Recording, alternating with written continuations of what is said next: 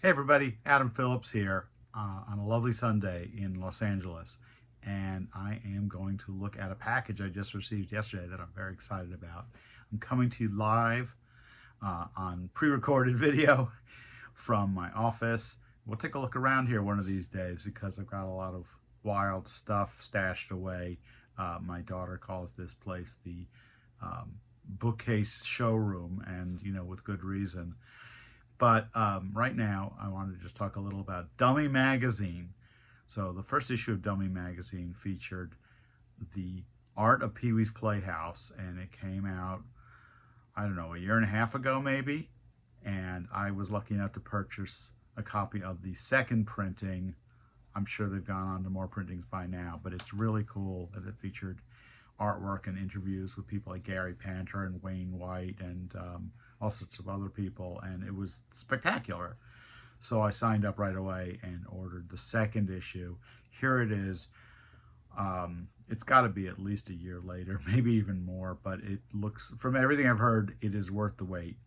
So we're going to take a look at the packaging and everything in just. So this came in the mail yesterday, and I'm very excited about this issue because it is about the Air Pirates, a group of underground cartoonists from the early 1970s who worked together to put out a few issues of a thing called the Air Pirates Funnies, and basically were thumbing their nose at the Disney Corporation, Mickey Mouse, and all their cartoon characters in what I consider to be a really great way.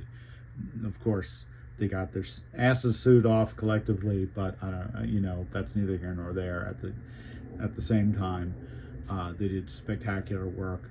Dan O'Neill was pretty much their ringleader. I have a couple of his books on my shelf. The other members included Gary Hallgren, Bobby London, Ted Richards, Sherry Flanagan. I've got her Trots and Bonnie book as well, and it is great. So here's what I received.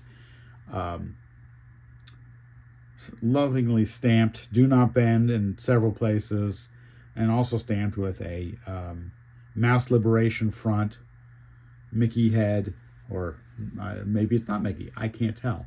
The Dummy Corp logo at the top, and now we're going to take a look and see what's inside, if I can do this. All right, do not bend on the back too. They're thorough. So this, there we go. This is unboxing or unenveloping live. All right, there's nothing in there, but a Ziploc bag with, it's pretty snug. Let's see if we can get this thing out without damaging it. There we go. Plain cardboard cover on the front and the back so you don't lose anything. Thanks for your purchase of Dummy number 2. For some of you, okay, a lot of you, this issue was a long time coming. I thank you for your support and patience and hope that you are happy with the finished issue. Well, I have no doubt. And look, that is beautiful, actually, the printing on the mouse, and it looks like it's hand stamped again. And wow, summer 2025, Dummy number 2. This is, I mean, it's hard to call this a magazine. It's like a book. 92 pages plus covers. Why? There's Bobby London. And there's a misprint cover of Air Pirates Funnies. A Dirty Duck comic. Oh my gosh. This is spectacular. It is going to...